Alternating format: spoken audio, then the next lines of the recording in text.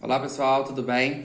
Hoje, na semana 3, nós vamos falar um pouco sobre algumas características naturais da Oceania, que é o continente que a gente está falando agora, tá?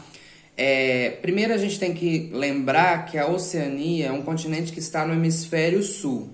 Mas uma outra característica que é mais importante do que essa é que a diversidade de aspectos naturais da Oceania se dá muito pelo fato de que esse continente ele é muito influenciado pelas dinâmicas do oceano, que a gente chama de maritimidade.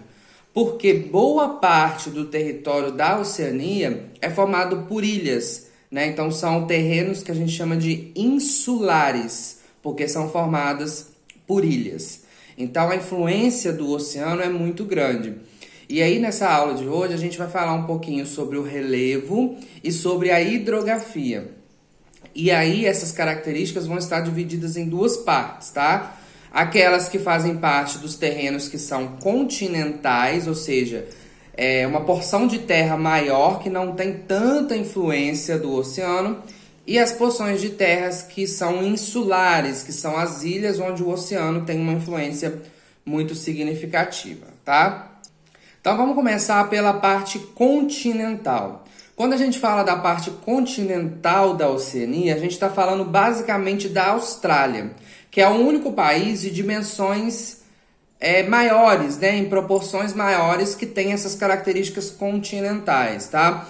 Então, na Austrália, a gente vai ter uma cordilheira, principalmente na porção leste, que é o ponto que tem o ponto mais alto, chamado de Monte Kosciuszko, e essa cordilheira ela é muito importante porque é ela que vai promover chuvas mais intensas na região litorânea da porção leste da Austrália, tá? Agora, do outro lado, na porção ocidental, que é a porção oeste desse país, a gente vai ter a predominância dos planaltos. Então, que são aqueles relevos que são altos, mas eles não têm muitos pontos culminantes, eles são mais planos nas suas partes mais altas, tá? Então, são terrenos mais antigos, que já estão mais desgastados, tá?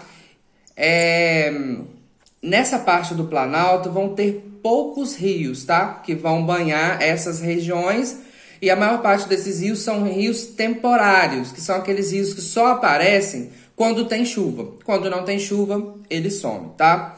Já na porção central da Austrália, a gente tem pontos específicos com depressões, onde vai ter uma concentração de água da chuva, né? E forma alguns lagos nessa região.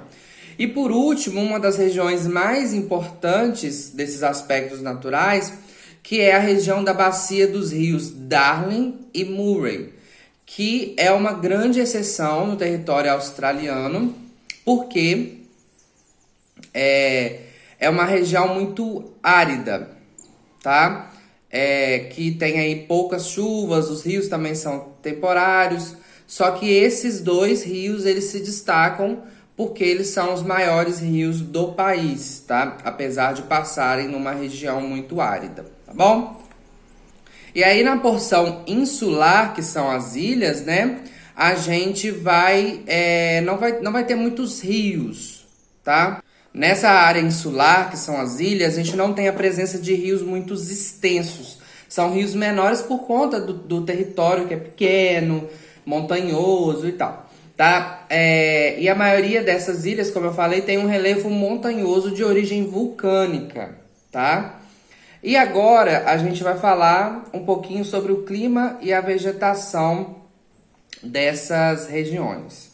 De uma forma geral, nas regiões insulares, que são as ilhas, tem a predominância ali do clima equatorial, tá?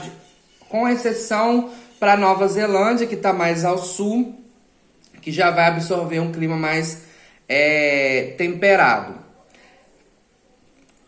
E aí na Austrália, na parte oriental da Austrália, assim como na Nova Zelândia, também vai ter essa questão do clima mais temperado. Só que a Austrália ela vai ter uma dinâmica mais diferenciada por conta do seu tamanho. Então, como eu falei, na parte oriental, que está mais perto da Nova Zelândia, por exemplo, a gente vai ter a predominância do clima temperado. E aí na apostila tem as características desses climas. Então, por exemplo, no clima temperado a gente tem aquelas 4 estações bem definidas, né?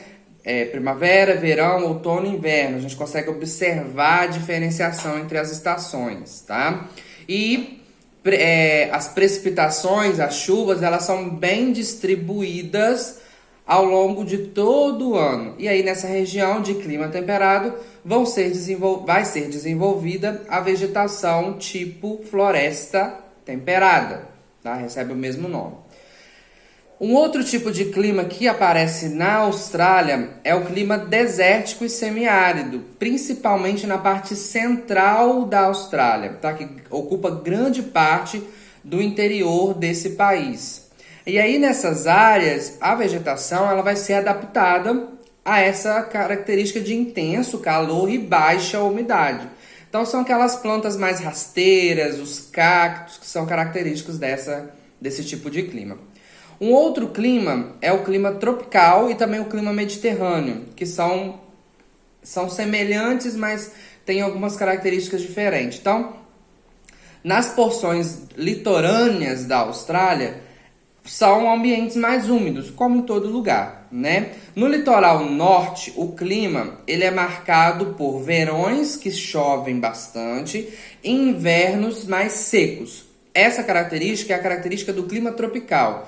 Então, o clima tropical tem essas características: verão chuvoso, inverno seco. Então, isso é o clima tropical que acontece mais ao norte da Austrália. À medida que a gente vai se direcionando ao litoral sul da Austrália, as coisas vão se tornando mais... as chuvas elas vão se tornando mais raras, mais imprevisíveis, porque a gente está passando pela região desértica.